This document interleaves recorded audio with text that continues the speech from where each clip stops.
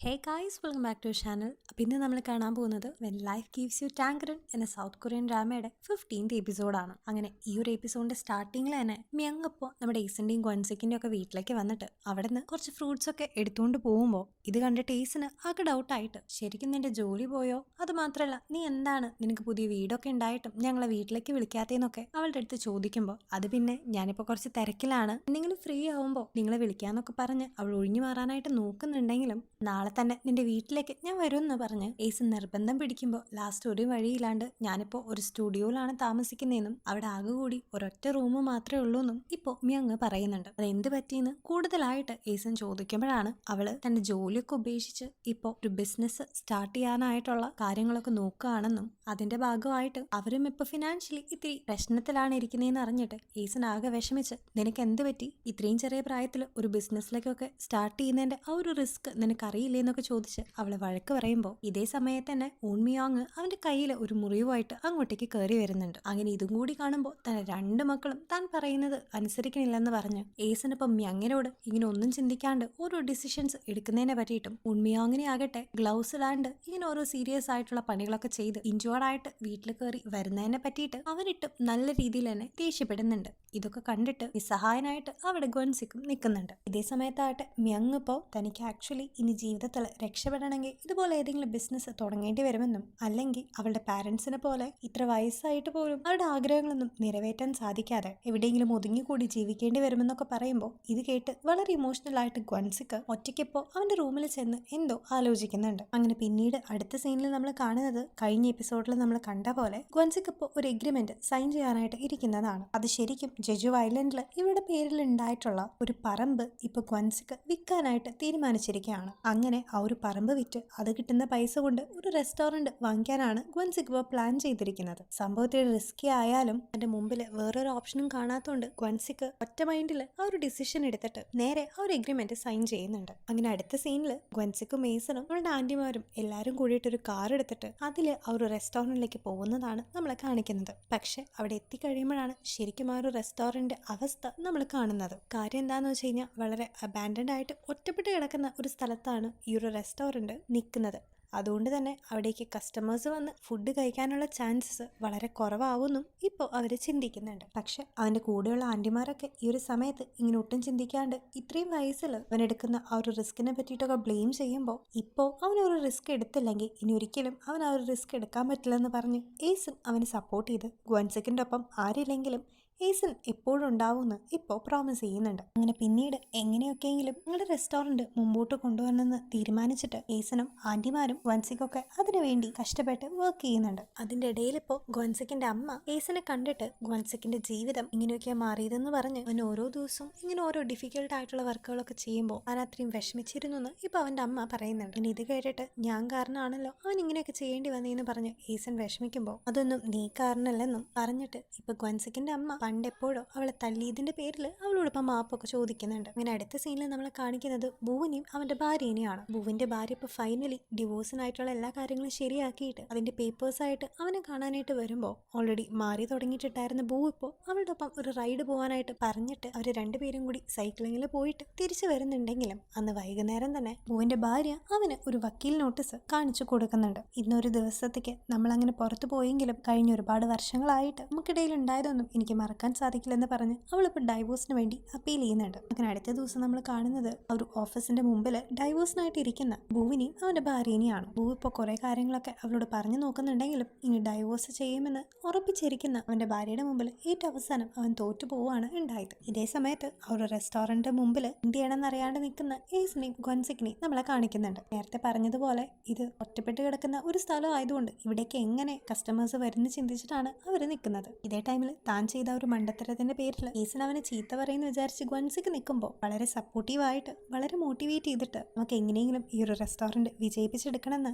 ഏസൻ ഇപ്പോൾ പറയുന്നുണ്ട്. കൂടാതെ പണ്ട് ഫ്ലാഷ് ബാക്കിൽ അവളും ഗോൻസിക്കും കൂടി ഒളിച്ചോടി അന്നത്തെ ഒരു ദിവസം രാത്രി അവന്റെ മുഖത്തുണ്ടായിരുന്ന ആ ഒരു എക്സൈറ്റ്മെന്റും സന്തോഷമൊക്കെ പിന്നീട് ഇത്രയും വർഷങ്ങൾക്ക് ശേഷം ഇപ്പോഴാണ് അവൾക്ക് അവന്റെ മുഖത്ത് കാണാൻ സാധിക്കുന്നതെന്നും അവളിപ്പോൾ ഗോൻസിക്കിന്റെ അടുത്ത് പറയുന്നുണ്ട്. മാത്രമല്ല അന്ന് നിങ്ങളുടെ ഒപ്പം ഞാൻ ഇറങ്ങി വന്നതുകൊണ്ട് ഇന്ന് ഞാൻ ഒരു റെസ്റ്റോറന്റ് ഓണർ ആയെന്നും ഏസൻ പറഞ്ഞ് അവർ രണ്ടുപേരും പരസ്പരം അങ്ങനെ സമാധാനിപ്പിക്കുന്നുണ്ട്. പക്ഷെ വിധി എന്ന് പറയട്ടെ, അന്ന് വൈകുന്നേരം ഉൺമിയോങ് വന്നിട്ട് ഗ്വൻസിക്ക് ശരിക്കും ചീറ്റ് ചെയ്യപ്പെട്ടതാണെന്നും അവന്റെ ഒപ്പം അന്നിരുന്ന ആ ഒരു എഗ്രിമെന്റ് സൈൻ ചെയ്തിട്ടുള്ള ആ ഒരു ബ്രോക്കർ ശരിക്കും ഒരു ഫ്രോഡാണെന്നും അവൻ ഓടിപ്പോയെന്നും അവൻ കുറെ കള്ളത്തരങ്ങളൊക്കെ ചെയ്തതുകൊണ്ട് തന്നെ ഇപ്പൊ ആ ഒരു കടങ്ങളൊക്കെ ഇനി ഗ്വൻസിക്കിന്റെ പേരിലാണെന്നൊക്കെ പറഞ്ഞ് ഉൺമിയോങ് ഇപ്പോൾ അവന്റെ അച്ഛനായിട്ടുള്ള ഗ്വൻസിക്കിനെ നോക്കിയിട്ട് ഇങ്ങനെ ഒന്നും ആലോചിക്കാണ്ട് ഒരു മണ്ടത്തരങ്ങളൊക്കെ ചെയ്ത് ഇങ്ങനെ വള്ളിയൊക്കെ വാങ്ങിച്ചു വെക്കുന്നത് എന്തിനാണെന്നൊക്കെ പറഞ്ഞ് അവന്റെ അടുത്ത് കയർത്ത് സംസാരിക്കുമ്പോൾ ഇത് കേട്ട് സഹിക്കാൻ വയ്യാതെ ഏസൻ അതിന്റെ ഇടയിൽ കയറി ഇടപെട്ട് നിങ്ങൾ മക്കൾക്കൊക്കെ വേണ്ടിയിട്ടാണ് ആ മനുഷ്യൻ ചെറുപ്പം മുതലേ തന്നെ ഇത്രയ്ക്കും കഷ്ടപ്പെട്ടതെന്നും ജീവിതത്തിൽ ഒരു ദിവസം പോലും ഗ്വൻസിക്ക് അവന് വേണ്ടി മാറ്റിവെച്ച് സന്തോഷത്തോടെയും സമാധാനത്തോടും കൂടി ഇരുന്നിട്ടില്ലെന്നും എപ്പോഴും നിങ്ങളുടെ ഭാവിക്കും നല്ല സമാധാനമായിട്ടുള്ളൊരു ജീവിതത്തിന് വേണ്ടിയിട്ടാണ് ഗ്വൻസിക്ക് ഇങ്ങനെ ഓരോ ആപത്തുകളിൽ ചെന്ന് ചാടുന്നതെന്നൊക്കെ പറഞ്ഞ് അവൾ ഉൺമിയോങ്ങിനോട് ദേഷ്യപ്പെട്ടിരിക്കുന്ന സമയത്ത് തന്നെ അവിടേക്ക് മ്യങ് വന്നിട്ട് ഇപ്പൊ ഗ്വൻസിക്കിന്റെ കടങ്ങളൊക്കെ തീർക്കാനായിട്ടുള്ള പൈസ തന്റെ കയ്യിലുണ്ടെന്ന് പറയുന്നുണ്ട്. അങ്ങനെ പിന്നീട് വീട്ടിലേക്ക് എത്തിയതിനു ശേഷം അവൾക്ക് എവിടെ നിന്നാണ് ഇത്രയ്ക്കും പൈസ കിട്ടിയതെന്ന് ഈസൻ ചോദിക്കുമ്പോൾ ആദ്യം സമ്മതിച്ചില്ലെങ്കിലും പിന്നീട് അത് അവൾ ആരുടെയെങ്കിലും കയ്യിൽ നിന്ന് കടം വാങ്ങിയതാണെന്ന് അവൾ പറയുന്നുണ്ട്. ഇത് കേട്ടിട്ട് തങ്ങളുടെ പണ്ടത്തെ അവസ്ഥ പോലെ അവൾക്കും ബാക്കിയുള്ളവരുടെ കയ്യിൽ നിന്ന് കടം വാങ്ങിയിട്ട് വന്നുവല്ലോ എന്നാലോചിച്ച് ഈസന് വിഷമമായിട്ട് എന്തിനു വേണ്ടിയാണ് ഞങ്ങൾക്ക് വേണ്ടി നീ ഇങ്ങനെയൊക്കെ ചെയ്തതെന്ന് ഈസൻ ഇപ്പം മ്യങ്ങിന്റെ അടുത്ത് ചോദിക്കുമ്പോൾ പിന്നെ അല്ലാണ്ട് ഈ ഒരു കുടുംബത്തിലെ ഏറ്റവും മെച്ചുവേർഡായിട്ടുള്ള കുട്ടിയായിട്ടല്ലേ നിങ്ങൾ എന്നെ വളർത്തിയതെന്നും പണ്ട് മുതലേ നിങ്ങൾ എന്നെ പഠിപ്പിക്കാനായിട്ട് പുറത്തേക്ക് വിട്ടതും നല്ല ഒരു എഡ്യൂക്കേഷനൊക്കെ എനിക്ക് തരാനായിട്ട് നിങ്ങൾ കഷ്ടപ്പെട്ടതൊക്കെ എൻ്റെ മനസ്സിൻ്റെ ഉള്ളിൽ നിങ്ങളോടുള്ള സ്നേഹവും നന്ദിയായിട്ടല്ല കിടന്നതെന്നും പകരം എൻ്റെ പാരൻസിനെ ഞാൻ ഇത്രയ്ക്കും ബുദ്ധിമുട്ടിക്കുന്നുണ്ടല്ലോ എന്നൊരു ഗിൽട്ടായിട്ടാണ് എൻ്റെ ഉള്ളിൽ അത് എത്രയും നാൾ കിടന്നതെന്നും ഓരോ മാസം ഞാൻ നിങ്ങൾക്ക് പൈസ അയച്ചുകൊണ്ടിരിക്കുന്നതും അതേ ഒരു ഗിൽട്ട് കാരണമാണെന്ന് അവൾ പറഞ്ഞിട്ട് ഈ ഒരു ഫാമിലിയെ സപ്പോർട്ട് ചെയ്യാൻ വേണ്ടിയിട്ട് തന്നെയല്ലേ നിങ്ങൾ എന്നെ ഇങ്ങനെ വളർത്തിയതെന്നൊക്കെ പറഞ്ഞ് ഏസിൻ്റെ അടുത്ത് ചൂടാവുമ്പോൾ ഇത് കേട്ട് അവൾ അതിര് കിടക്കുന്നു എന്ന് മനസ്സിലാക്കിയിട്ട് ഗ്വൻസിക്ക് വന്ന് അവളുടെ പേര് ഒരൊറ്റ പ്രാവശ്യം ഉറക്കെ വിളിക്കുമ്പോൾ അത് കേട്ട് അവൾക്കൊട്ടും സഹിക്കാൻ പറ്റാണ്ട് അവൾ നേരെ വീട്ടിൽ നിന്ന് ഇറങ്ങി പോകുന്നുണ്ട്.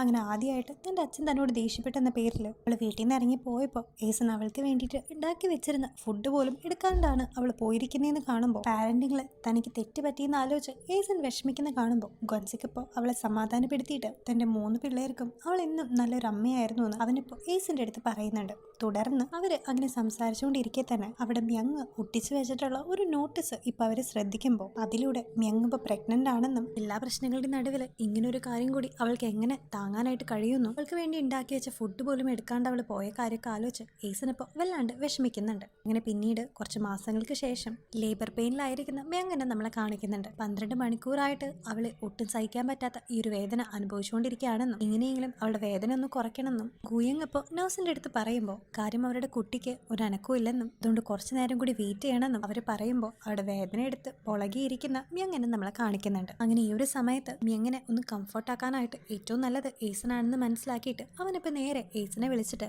മ്യങ്ങിന്റെ ഇപ്പോഴത്തെ അവസ്ഥ മോശമാണെന്നും അവൾക്ക് ഇമ്മൻസ് ആയിട്ടുള്ള പെയിൻ ഉള്ളതുകൊണ്ട് എങ്ങനെയെങ്കിലും ഇവിടെ എത്തണമെന്നും അവൻ ഏസന്റെ അടുത്ത് റിക്വസ്റ്റ് ചെയ്യുന്നുണ്ട്. പക്ഷെ അവരിപ്പോൾ ഓൾറെഡി ജെജൂലായതുകൊണ്ട് തന്നെ ഇവിടേക്ക് എത്താനായിട്ട് ഒരുപാട് നേരം എടുക്കുന്നുള്ളതുകൊണ്ട് അടുത്ത സീനിൽ നമ്മുടെ മ്യങ്ങിനെ ഡെലിവറിക്ക് കയറ്റുന്നതും അതിന്റെ ഇടയിൽ അവൾ ഒരുപാട് വേദന സഹിച്ച് പുഷ് ചെയ്യുന്നതൊക്കെ നമ്മളെ കാണിക്കുന്നുണ്ട്. അങ്ങനെ ആ ഒരു സഹിക്കാൻ പറ്റാത്ത വേദനയുടെ ഇടയിൽ അവളുടെ ബോധം പയ്യെ മറയുന്ന സമയത്ത് പണ്ട് ഈസൻ അവളുടെ അനിയനെ പ്രഗ്നന്റ് ആയിട്ടിരിക്കുന്ന സമയത്ത് അവൾ വേദന എടുത്ത് ഗ്വൻസിക്ക് അവളെ ഒരു വീലറിലാക്കിയിട്ട് കൊണ്ടുപോകുന്നതും അവൾ സഹിച്ച ഒരു വേദനയൊക്കെ ഇപ്പോൾ മ്യങ്ങിന് ഓർമ്മ വരുന്നുണ്ട്. അങ്ങനെ പിന്നീട് ഡെലിവറി ഒക്കെ കഴിഞ്ഞ് റെസ്റ്റിലിരിക്കുന്ന മ്യങ് ഇപ്പൊ കരഞ്ഞുകൊണ്ടിരിക്കുമ്പോൾ ഗുയങ് അവളുടെ അടുത്ത് വന്നിട്ട് എന്തിനാണ് അവൾ കരയുന്നതെന്ന് ചോദിക്കുമ്പോൾ പണ്ട് വെറും 20 വയസ്സൊക്കെ ഉള്ള ഒരു സമയത്ത് ഇത്രയും വലിയ വേദനയും അന്ന് പെയിൻ കില്ലേഴ്സ് പോലും ഇല്ലാത്തൊരു സമയത്ത് ഏസിന് അനുഭവിച്ച ആ ഒരു സഫറിംഗ് ഒക്കെ എത്രമാത്രം ആയിരിക്കുന്നു എന്നിട്ടും ഇപ്പൊ പോലും അവര് തങ്ങളുടെ അമ്മയോട് മര്യാദയ്ക്ക് പെരുമാറുന്നതിനെ പറ്റിയിട്ടൊക്കെ ആലോചിച്ച് വളരെയധികം കരഞ്ഞുകൊണ്ടിരിക്കുന്ന മ്യങ്ങിന്റെ അടുത്തേക്ക് ഇപ്പോൾ ഏസിനും ഗ്വൻസിക്കും എത്തുന്നുണ്ട്. അങ്ങനെ പിന്നീട് തന്റെ പേരക്കുട്ടി ആദ്യം കാണാതെ ആദ്യം തന്നെ അവർ രണ്ടുപേരും തന്റെ മകളെ ഓക്കെ ആക്കിയിട്ട് ഒരു വാവയെ പോലെ അവൾക്ക് ഫുഡൊക്കെ കൊടുത്ത് അവളെ ഹെൽപ്പ് ചെയ്തതിനു ശേഷമാണ് പിന്നീട് അവരുടെ പേരക്കുട്ടിയെ തന്നെ അവർ കാണാനായിട്ട് പോകുന്നത്. ഇനി ഈ ഒരു സമയത്ത് ഗ്വൻസിക്ക് ഇപ്പൊ ആദ്യമായിട്ട് അവന് പുതിയ ഒരു ലക്ഷ്യം ഉണ്ടെന്നും അത് മ്യങ്ങിന്റെ ആ ഒരു കുട്ടിക്ക് റിച്ച് ആയിട്ടുള്ള ഒരു ഗ്രാൻഡ് ഫാദർ ആയിരിക്കണം എന്നതാണെന്നും അവനിപ്പോൾ മ്യങ്ങിന്റെ അടുത്ത് പറയുന്നുണ്ട്. അങ്ങനെ പിന്നീട് അവിടുന്ന് സീൻ കട്ട് ചെയ്ത് അടുത്ത നമ്മളെ കാണിക്കുമ്പോൾ ഒരു മലയുടെ മുകളിൽ ഇരുന്നിട്ട് തന്റെ റെസ്റ്റോറന്റ് നോക്കിയിട്ട് ഗ്വൻസിക്ക് ഇപ്പോൾ ഏസിന്റെ അടുത്ത് ദൂരെയുള്ള ആ ഒരു സിറ്റിയിൽ നിന്നും 5 മിനിറ്റ് ട്രാവലിംഗ് ഉള്ളൂ അവരുടെ ആ ഒരു റെസ്റ്റോറൻറ്റിലേക്കൊന്നും. ഇനിയിപ്പോൾ ആ ഒരു 5 മിനിറ്റ് ട്രാവൽ ചെയ്തിട്ട് ആൾക്കാർ നമ്മുടെ റെസ്റ്റോറൻറ്റിലേക്ക് വരാനായിട്ട് കൂട്ടാക്കിയില്ലെങ്കിലും നമ്മൾ നമ്മുടെ റെസ്റ്റോറൻറ്റിൽ നിന്ന് ഡെലിവറീസ് നടത്തിയിട്ട് ഫുഡ് അവർക്ക് എത്തിച്ചു കഴിഞ്ഞാൽ നമ്മുടെ ഫുഡിന്റെ ടേസ്റ്റും ക്വാളിറ്റിയും ഒക്കെ അവർക്ക് ഇഷ്ടപ്പെടാണെങ്കിൽ അത് മനസ്സിലാക്കിയിട്ട് പിന്നീട് അവർ നമ്മുടെ കടയിലേക്കൊക്കെ വരും എന്ന് പറഞ്ഞ് അവളെ ആശ്വസിപ്പിക്കുന്നുണ്ട്. അങ്ങനെ വൻസിക്കും ഉണ്മിയാങ്ങും കൂടിയിട്ട് ആ ഒരു റെസ്റ്റോറൻറ്റിന് പരസ്യങ്ങളും ഒക്കെ ഡെലിവറീസ് വഴി അവിടുത്തെ സിറ്റിയിലെ ആൾക്കാർക്ക് എത്തിച്ചു കൊടുക്കുകയും അങ്ങനെ പയ്യെ പയ്യെ അവളുടെ റെസ്റ്റോറൻറ്റ് ചെറിയ ചെറിയ ബിസിനസ് വരാനായിട്ട് തുടങ്ങുകയും ചെയ്തിട്ടുണ്ടായിരുന്നു. ഇതേ സമയത്ത് മെങ്ങനെ കാണിക്കുകയാണെങ്കിൽ അവളുടെ വാവ കുറച്ച് വലുതാവുന്ന സമയത്ത് അവളും അവളുടെ ബിസിനസ്സിനായിട്ട് ഒരു ഇൻവെസ്റ്ററൊക്കെ മീറ്റ് ചെയ്തിട്ട് അവളുടെ പുതിയ ഐഡിയാസ് ഒക്കെ അയാളുമായിട്ട് പറയുമ്പോൾ അയാളും അതിൽ ഇംപ്രസ്ഡ് ആയിട്ട് ആ ഒരു പ്രൊഡക്റ്റിന്റെ പേരെന്താണ് അങ്ങനെയെന്ന് ചോദിക്കുമ്പോൾ ഈ ഒരു ഐഡിയയുടെ തന്നെ ഇൻസ്പിറേഷൻ അവളുടെ അമ്മയാണെന്ന് മെങ്ങപ്പോ പറയുന്നുണ്ട്. പിന്നെ വീണ്ടും തിരിച്ച് റെസ്റ്റോറന്റിനെ കാണിക്കുകയാണെങ്കിൽ കഴിഞ്ഞ എപ്പിസോഡ്സിൽ നമ്മൾ കണ്ട പോലെ ഉൺമിയോങ്ങിന്റെ പേരിൽ അവന്റെ ഒരു ഫ്രണ്ട് ചതിച്ച് അവനെ പറ്റിച്ച് കുറെ കാശൊക്കെ അടിച്ചു മാറ്റിയിട്ടുണ്ടായിരുന്നല്ലോ. അങ്ങനെ ആ ഒരു പ്രതിയൊക്കെ കണ്ടുപിടിച്ച് ഇപ്പൊ ആ ഒരു കാശൊക്കെ തനിക്ക് തിരിച്ചു കിട്ടാൻ പോവാണെന്ന് അവര് അറിയുന്നുണ്ട്. ഇതേ സമയത്ത് തന്നെ ആ ഒരു റെസ്റ്റോറന്റിലേക്ക് ഒരു കോള് വന്ന് ക്വൻസിക്കിന്റെ അമ്മ അത് അറ്റൻഡ് ചെയ്ത് ബാക്കി എല്ലാവരെയും എന്തോ ഒരു എക്സ്പ്രഷൻ ആയിട്ട് നോക്കുന്നുണ്ട്. അങ്ങനെ അടുത്ത സീനിൽ നമ്മൾ കാണിക്കുന്നത് അവിടുത്തെ വലിയൊരു ആക്ട്രസ് വന്നിട്ട് അവരുടെ റെസ്റ്റോറന്റിലിരുന്ന് ഫുഡ് കഴിക്കുന്നതാണ്. അങ്ങനെ ഫുഡ് കഴിക്കുന്നതിന്റെ ഇടയിൽ അവൾ ഇടയ്ക്കിടയ്ക്ക് ക്വൻസിക്കിനെ പ്രത്യേകിച്ച് നോക്കുന്നുണ്ടായിരുന്നു. അങ്ങനെ അതൊക്കെ കഴിഞ്ഞ് അവൾ അവിടെ നിന്ന് പോവാൻ നിൽക്കുന്ന നേരം ഒരു റെസ്റ്റോറന്റിനെ പറ്റിയിട്ട് നല്ല കാര്യങ്ങളൊക്കെ അവിടെ എഴുതി വെച്ചിട്ട് തന്നെയാണ് അവൾ ഇറങ്ങുന്നത്. അങ്ങനെ വണ്ടിയിൽ വെച്ച് അവളുടെ സെക്രട്ടറി നിങ്ങൾക്ക് ആ ഒരു ക്വൻസിക്കിനെ ഇതിനു മുമ്പ് അറിയുമെന്ന് ചോദിക്കുമ്പോൾ പണ്ട് അവൾക്ക് കരിയറിൽ കുറച്ച് പ്രശ്നങ്ങളൊക്കെ ഉള്ള സമയത്ത് അവൾക്ക് ആരും തൻ്റെ ഒപ്പം ഇല്ലെന്ന് മനസ്സിലാക്കിയിട്ട് ജീവിതം ഫുള്ള് മടുത്ത്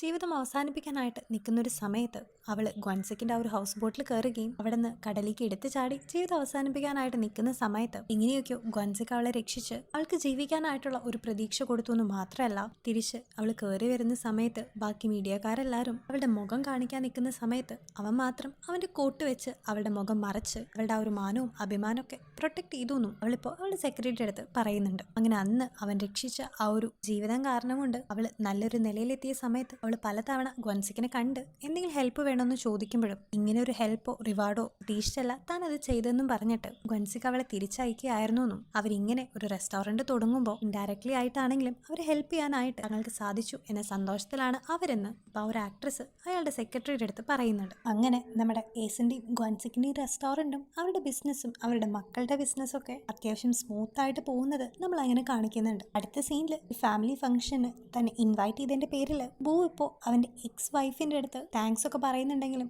അവള് ബൂവിനെ വലിയ കാര്യമായിട്ട് മൈൻഡ് ചെയ്യാണ്ട് പോകുമ്പോൾ ഇവരുടെ മകളിപ്പോൾ അങ്ങോട്ടേക്ക് വന്നിട്ട് ബൂ ഇപ്പോൾ പണ്ടത്തെ പോലെ അല്ലെന്നും അവന് കുറെ മാറ്റങ്ങളൊക്കെ ഉണ്ടെന്നും അവളിപ്പോൾ അവളുടെ അമ്മയുടെ അടുത്ത് പറയുന്നുണ്ട്. ഇതേ സമയം ഗ്വൻസിക്ക് ആകട്ടെ ബൂവിന്റെ അടുത്ത് ഇപ്പൊ നമുക്ക് വയസ്സായില്ലേ ഇനി ഇങ്ങനെ വാശി പിടിച്ചിരിക്കണ്ടെന്ന് പറഞ്ഞ് അവനിപ്പോൾ അവരുടെ റെസ്റ്റോറന്റിലേക്ക് ക്ഷണിക്കുന്നുണ്ട്. അങ്ങനെ ബൂവും ഈസനും ഗ്വൻസിക്കും അവരുടെ ഫാമിലി മെമ്പേഴ്സ് എല്ലാവരും കൂടി വളരെ സന്തോഷത്തിൽ ഇപ്പോൾ ഒരു സക്സസ് തന്നെ ആയിരിക്കുന്ന അവരുടെ ആ ഒരു റെസ്റ്റോറന്റിലേക്ക് കയറി പോകുന്ന ഒരു സീനോട് കൂടിയിട്ട് ഇന്നത്തെ 15ാമത്തെ എപ്പിസോഡ് ഇവിടെ എൻഡ് ചെയ്യാണ്. സോ ഗൈസ് അങ്ങനെ ഏറ്റവും അവസാനം അവരാഗ്രഹിച്ച പോലെ അവർക്ക് സമാധാനമായിട്ടുള്ളൊരു ജീവിതം ലാസ്റ്റ് കിട്ടിയിരിക്കുകയാണ്. സോ ഇനി അടുത്തത് വരുന്നത് ഇതിന്റെ ഒരു ക്ലൈമാക്സ് ആയിട്ടുള്ള ഫൈനൽ എപ്പിസോഡ് ആയതുകൊണ്ട് ആരും തന്നെ ആ ഒരു എപ്പിസോഡ് മിസ് ചെയ്യാതെ കാണാനായിട്ട് ശ്രമിക്കണേ. അപ്പോൾ അടുത്ത വീഡിയോ ആയിട്ട് നാളെ കാണാം. ഞങ്ങളുടെ ഈ ഒരു വീഡിയോ ഒക്കെ ഇഷ്ടപ്പെടുകയാണെങ്കിൽ ചാനൽ സബ്സ്ക്രൈബ് ചെയ്യാനും വീഡിയോ ലൈക്ക് ചെയ്യാനും ആരും മറക്കരുത്. അപ്പോൾ ടേക്ക് കെയർ ആൻഡ് ബൈ.